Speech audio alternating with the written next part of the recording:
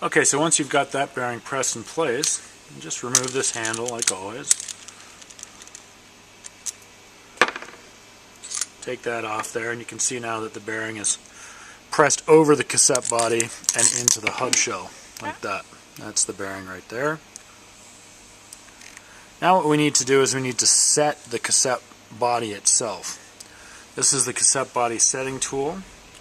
So you take this, and this should just slide through the entire cassette body and axle assembly. And we've got two lock rings here, one Campy, one Shimano. Obviously you just pick the one. This is a Campy cassette body, so you pick the Campy lock ring. Just finger tighten that. And that end of that setting tool should fit inside the lock ring like that. Take the 6903 press off the shaft. Slide the entire unit over like that. Put this same piece back over here. Put that back on here. And snug that up.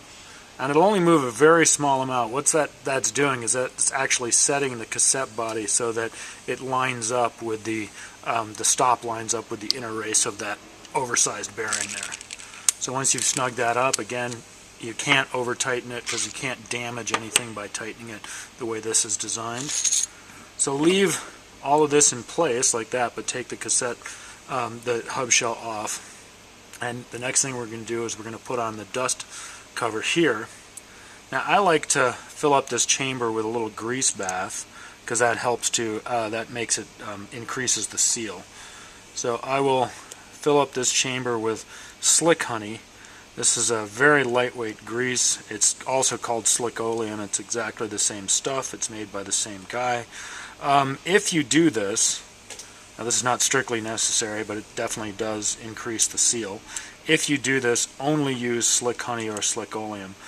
Another grease will be so heavy that it'll increase the drag so much that you won't like it. This grease is really light and does not increase the drag. So put a bead inside of there. Then you'll take this dust cover. Now it's important that you get the direction right. This is the inside, which has got a very squared off step there.